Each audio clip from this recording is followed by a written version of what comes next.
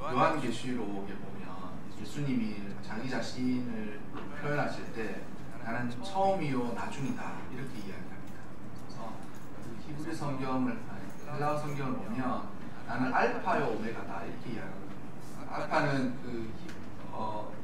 그리스 알파벳의 첫 글자고 오메가는 맨 마지막 글자입니다. 그러니까 나는 처음 것 중에 많은 처음 중에 가장 맨 처음이고 나는 마지막 중에 가장 마지막이다 이렇게 이야기하시거든요. 그런데 우리는 요한계시록처럼 이렇게 무겁고 이렇게 장엄한 것의 마지막은 참 인정하기가 쉽지 않습니다. 왜냐하면 요한계시록을 불러 읽어보면 정말 세상의 마지막에 이와 같은 일들이 일어나고 그와 같은 갈무리 끝이 일어날 것이다 라고 생각하는 것에는 우리 모두가 동감하는데 처음은 어떠냐는 처음은 우리가 읽었던 이 누가복음이나 아니면 마태복음 아니면 마가복음에서도 보는 것처럼 그 처음도 그러한가. 그런데 우리가 느끼기에 처음은 그러하지 않습니다. 우리가 읽었던 우리 이 본문은 항상 연말에 성탄절 중에 한번 듣고는 1년 이제 묵혔다가 내년 연말에 또 듣는 거 아니에요? 그래서 제가 사실은 지난주에 많이 안 오셨길래 말씀을 안 드렸는데 왜 이 더운 여름날 절기에도 맞지 않는 이 성경 본문을 가지고 이런 설교를 하냐면 사실 갑자기 이렇게 된 게 아니라 한 2, 3년 전에 문득 그런 생각이 나는 거예요. 그때 이가 비슷한 느낌을 주는 영화도 한번 보게 됐고 그래가지고 우리가 삶을 살아가면서 환경이 바뀌면 우리 이렇게 느낌이 다르구나 이런 생각이 확 들면서 언젠가 한여름의 폭염에 꼭 예수 그리스도의 나심을 전해야 되겠다라고 생각을 했어요. 그래가지고 이제 이번에는 한번 해야 되겠다 싶어서 이제 사사기 이후에 이제 지난주부터 이렇게 성경을 나누는데 어색하지 않습니까? 찬송가 부르면 그 말 그 마음 중에 막 부르고 이렇게 하면 너무 어색한 거죠. 찬송가 잘 안 나오고 목사님 왜 저러시나 더위 드셨나 이런 생각도 들고 그런데 여러분 삶을 살아가는 동안 우리의 환경을 조금만 바뀌는 것만으로도 삶이 환기되는 일들이 종종 있어서 제가 왜 이걸 하냐면 그렇게라도 환경을 바꿔서 우리의 삶에 예수 그리스도를 깊이 알아갔으면 좋겠다라는 그런 생각이 들어서 준 거죠. 항상 늘 익숙하고 늘 친숙한 그런 환경 말고 환경을 한번 바꿔보라는 환경을. 그러니까 삶에 나태가 찾아오면 누가 그러더라고요. 새벽 첫 버스를 타보래요. 새벽 첫 버스가 몇 시 정도 됐냐면 4시 반, 4시 20분 쯤이면 첫 버스가 있거든요. 근데 그 첫 버스를 한번 타보면 얼마나 많은 사람이 얼마나 열심히 살기 위해서 그 첫 버스를 기다리고 타는지를 보면서 이렇게 살면 안 되겠다 이런 생각이 드는 거예요. 공부하기가 이렇게 힘들고 어렵잖아요. 그러면 공부하기가 쉽지 않은 사람들의 삶을 한 번만 살아보라는 거예요. 그러면 이런 상황에 이런 곳에서도 예배를 드리구나 이런 생각이 듭니다. 지난주에 잠깐 목사님들하고 모임이 있는데 어떤 목사님 교회를 잠깐 방문했어요. 교회가 인사동 한복판에 있는 거예요. 근데 교회 간판도 없고 교회를 가르쳐 줄 수 있는 아무 표식이 없어요. 도대체 교회 사람들이 어떻게 찾아옵니까? 그러니까 아르바는 다 물어서 찾아온다는 거예요. 거기 교회가 있다는 소식만 딱 듣고 가서 사람들을 물어보든지 물어보면 알겠어요. 저도 그 건물을 굉장히 오래 알고 있었던 건물인데 그 교회 지하 2층에 교회가 있다는 거예요. 가보니까 한편에 창고를 조금 개조해가지고 교회 사무실로 쓰고 그리고 거기서 이제 예배 드리고 밥도 먹고 다 하는 거예요. 그래가지고 목사님 보면서 목사님 진짜 저는 개척하고 제가 제일 불쌍한 줄 알았는데 목사님 그렇게 하시는 거 보니까 제가 정신이 번쩍 드는 것 같다고 말씀드리고 왔거든요. 여러분 에어컨이 이렇게 나오고 전물이 이렇게 갖추어진 곳에서 예배를 드리다가 에어컨도 나오지 않고 더운 여름에 선풍기 바람에 창문을 열고 심지어는 목사님은 넥타이도 매지 못하는 그런 더운 곳에서, 마이크도 준비되어 있지 않는 곳에서, 반주도 없는 곳에서 찬양을 한번 불러보세요. 그리고 그곳에서 예배 드려보시라. 정신이 번쩍 들걸요? 정신이 번쩍 들걸요? 여러분, 우리가 삶을 살아가는 동안 예수 그리스도를 깊이 알고 예수 그리스도가 누구인지에 대해서 깊은 공감을 하면서 예수 그리스도를 깊이 알아가는 것이 신앙의 모체이자 본질이지 않습니까? 근데 그렇지 않을 때가 너무 많다는 것이죠. 그래서 환경을 이렇게 바꿔서 주님이 누구이신지에 대해서 우리 한번 은혜를 나누었으면 좋겠다라는 생각입니다.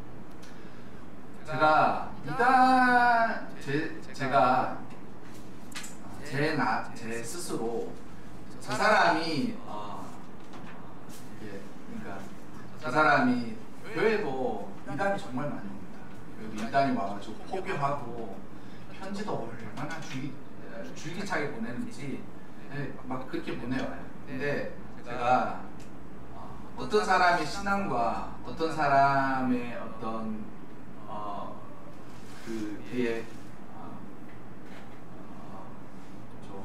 그의 어떤 신조 그러니까 신앙의 그 바탕이 바로 되었느냐 바로 되지 않았느냐라는 어떤 기준이 있는데, 그게 뭐냐면 예수 그리스도와의 인격적인 만남과 교제, 그리고 예수 그리스도를 어떻게 그가 고백하는지가 저는 그 기본이 되는 거예요.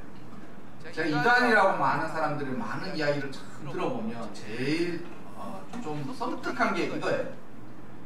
주님을 만난 경험과 은혜가 없어. 근데 그들은 주님과 만난 은혜와 경험을 배제하고 어떤 게 주어야 되냐면 지식과 그리고 남들이 알지 못하는 어떤 신비한 어떤 지식이 있다라는 것만 자랑하는 거예요. 근데 제가 항상 궁금한 게 주님 어떻게 만나셨어요? 이 물어보거든요. 근데 그 뭐라고 얘기하냐면 그런 거 필요 없다. 그런 거 필요 없다. 주님이 성경 아니냐면서 성경을 다 얘기하는 건 아니고 요한계시록에 조금, 여기에 조금 이렇게 이야기하는 거예요. 근데 저도 여러분들한테 물어보고 싶어요. 여러분들 예수 그리스도를 만나셨습니까?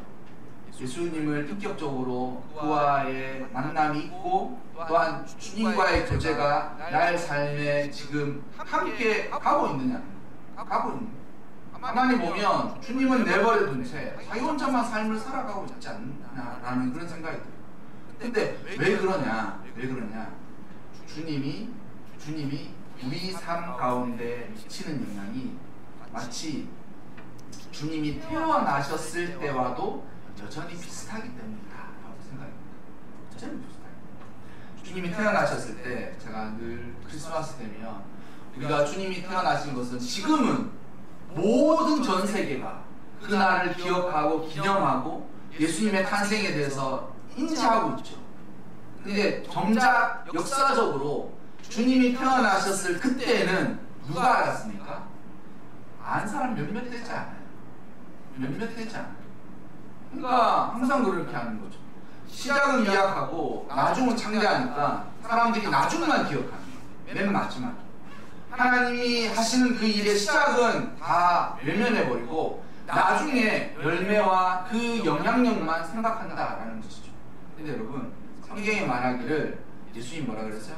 나는 처음이요 나중이다 그랬었죠. 예수님의 처음을 인정하지 않는 사람은 나중도 인정할 수 없어요. 예수님의 마지막의 영광을 모두 이 영광을 고대하는 사람은 예수님의 처음을 깊이 있게 봐야 됩니다. 깊이 있게 봐요. 그러니까 저는 늘 주목해야 될 게 그런 것이라는 거죠. 그의 시작과 처음이 어떠하였는지에 대해서 이렇게 생각해 보면 그가 어떻게 될지 대부분 눈에 보인다라는 거죠. 제가 그랬잖아요. 그래가지고 주님이 우리에게 오셨을 때 그의 나심을 생각해 보면 예수님이 그때도 주님이시니 그것을 인정할 수 있는 사람들은 마지막에 영광을 함께 할 것이다.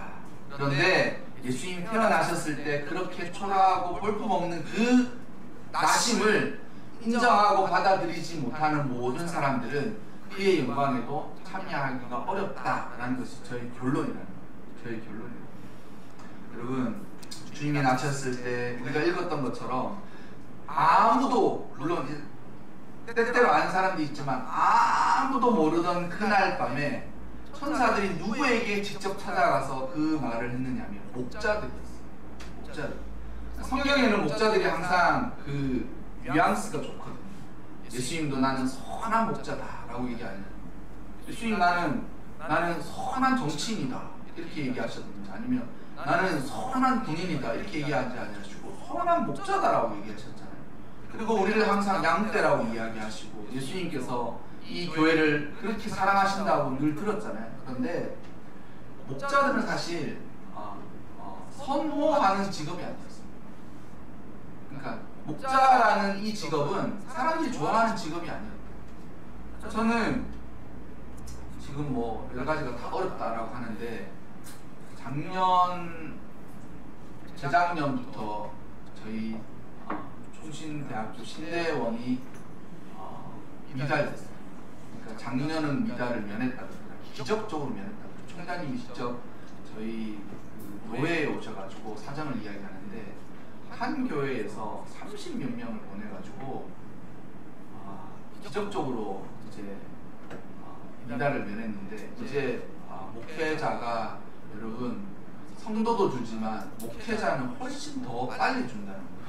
그래서 또 총장님이 말씀하시면서 우리가 이제 노년을 살아갈 때에 나중에 목회자를 찾는데 목회자가 없을 수 있습니다 이렇게 이야기하면서 위기 가운데 있습니다 이렇게 얘기하더라고요. 근데 저는 그 말 들으면서 한편으로는 되게 안심한 게, 언제부터 목사가 선호받는 직업이었느냐라고 물어보고 싶다는 거예요. 언제부터 교회의 목사님이 되는 것이, 목사라는 이 어떤 직업은 아니지만 직업이 사람들이 하고 싶어, 나도 저렇게 하고 싶어, 그런 직업이 됐냐는 거예요. 주님이 십자가에 달려 돌아가시는 것이 사람들의 눈에 나도 저렇게 살고 싶어 라고 그렇게 선호하는 직업이 어떻게 됐냐는 거예요.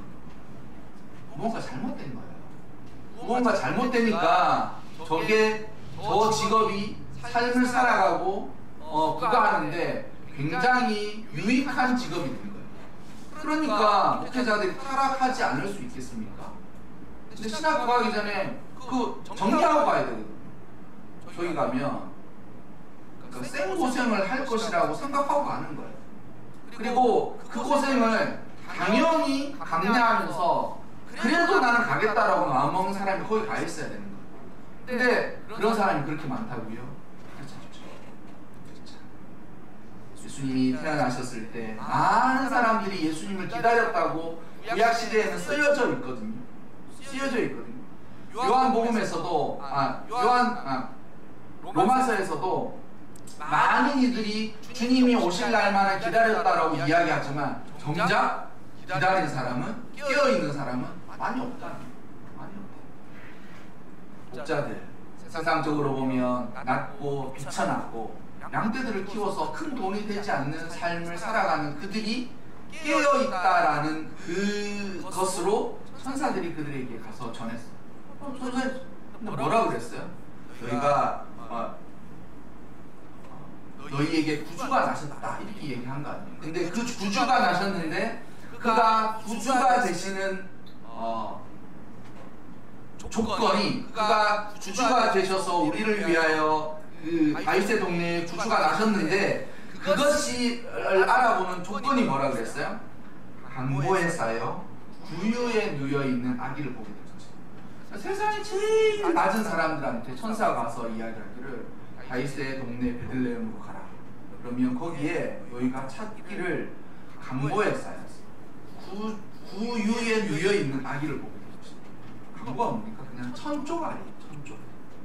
잘 공장에서 만들어져서 입혀진 게 아니라 둘둘둘둘 쌓여 있는 거예요. 둘둘둘. 근데 그 둘둘둘 쌓여 있는 아기가 침대나 번듯한 곳에 누워 있는 것이 아니라 구유에, 그러니까 말들이 먹는 음식통 위에 거기다가 아기가 거기 누워져 있을 거라는. 그러니까 이것을 여러분 만약 돈이 있고 권력이 있고 능력이 있는 사람들한테 야 우리를 위하여 구주가 나셨는데 그 구주가 어떤 분이시냐 라고 이야기할 때 그 사람들이 강보에 쌓여서 구유에 누여 있는 아기를 보게 될 것이다 라고 말을 하였을 때 아 가서 그것을 받아들일 수 있겠습니까? 전 절대 못 받아들인다. 절대 못 받아들인다. 아니 우리를 위하여서 우리를 구원하실 분이 저렇게 허름한 곳에 자기의 몸도 누이지 못하는 인간의 모습으로 저기 누워있는데 저 사람이 나중에 우리를 위하여서 구주가 되신다고? 믿을 수가 없죠. 근데 세상에 가장 밑바닥에 있는 목자들은 그 천사의 소식을 진리로 믿을 뿐만 아니라 도리어 그 천사가 이야기한 것처럼 강보에 쌓여서 구유에 누여있는 아기인 것을 보고 그것이 표적이 된다. 이게 표적이 된다. 이게 표적이 된다. 여러분 요한계시록에 우리에게 다가오실 예수님을 안 믿을 사람은 없습니다. 그러나 요한계시록에 그 영광스러운 주님과 세상을 마지막에 심판하실 그 주님이 영광스러우신 분이심을 알게 되려면 믿음의 시작이 어떻게 되겠습니까? 여기에 있어요. 여기에 있어요. 우리의 주님을 하는 그 믿음의 시작이 여기에 있어요. 전에 한참 저를 가르치려고 왔던 이단 하시는 분들이 종종 계셨는데 이단들이 종종 교회 와서 그랬는데 제가 그랬어요. 혹시 주님 어떻게 만나셨냐고 물어보니까 그 다 말씀에 있지 않냐고.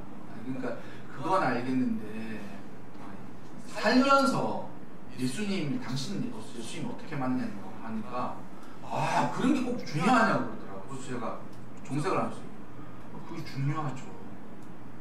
인격적으로 주님 만나셨어요. 그러니까 정사가 물으니까 그런 거 다 없다고. 그럼 누구의 말을 믿냐 그러니까 자기 교회 목사님이 최고라고. 여러분 인격적으로 주님 꼭 만나야 돼요. 인격적으로 주님 만나요. 그래서 제가 그분들한테 사복음서는 안 보세요 그랬어요. 제가 마태, 마가, 누가, 요한복음 사복음서는 안 보세요. 그러니까 왜 안 봅니까? 왜 안 봅니까? 그렇게 얘기하길래 제가 근데 왜 계시록만 그렇게 뚝 떼가지고 그렇게 그게 되게 중요하다고 자기도 다 알고 있다고 그렇게 얘기하세요.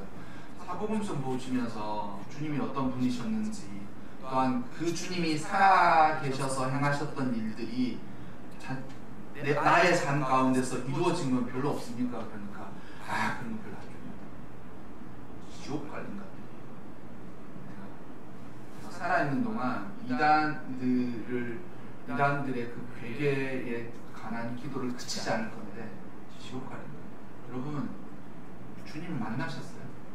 예수님을 인격적으로 만난 사람만이 예수님이 그렇게 강보에 쌓여서 구유에 누여 있는 것이 곧 우리를 위하여 오신 구세주이심을 그걸 표적으로 인정할 수가 있는.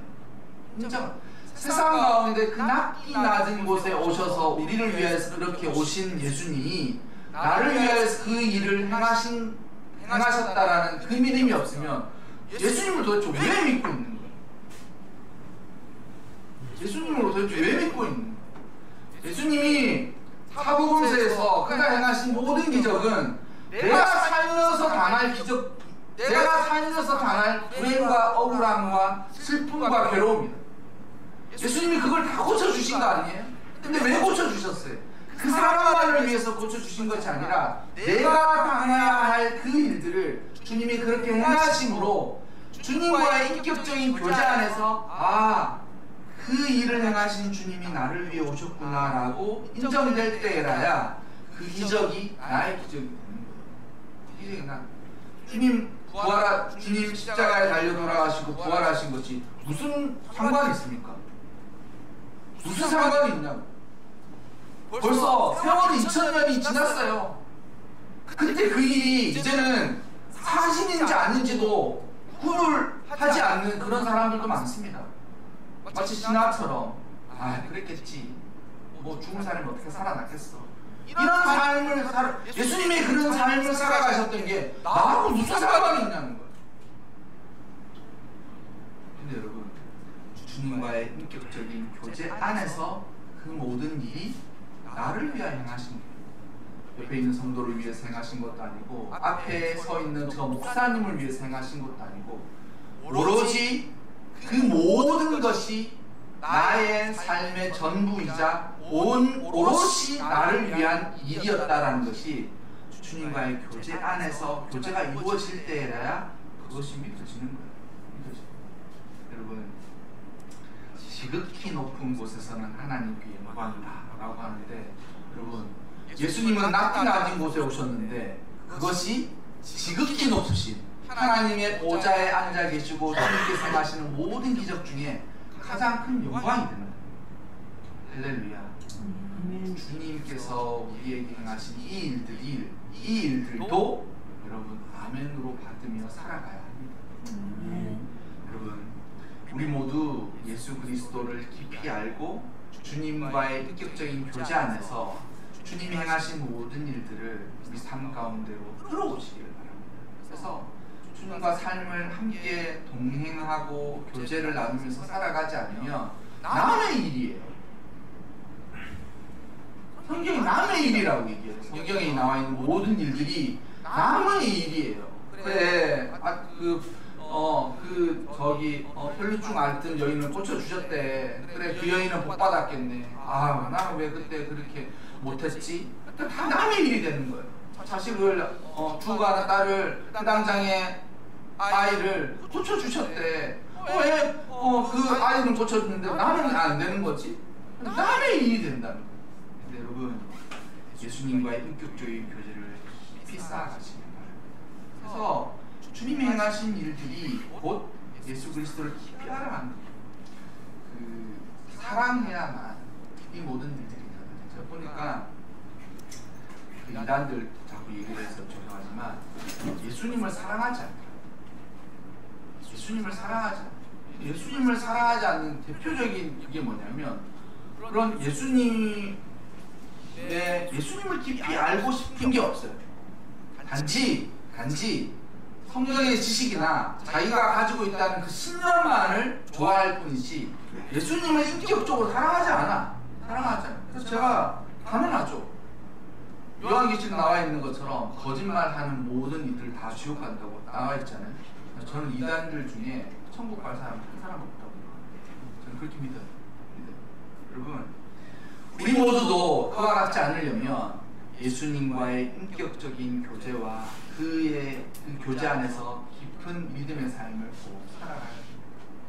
날마다 주님과 함께 동행하세요. 그리고 사랑하는 마음으로 주의 말씀과 주께서 행하신 일들을 보는 것이에요. 여러분, 오늘 우리에게 오신 예수 그리스도가 그의 시작과 나중 모두를 인정하는 마음으로 이와 같은 예수 그리스도와의 교제와 친밀한 사귐이 여러분 삶 가운데 있으시기를 바랍니다.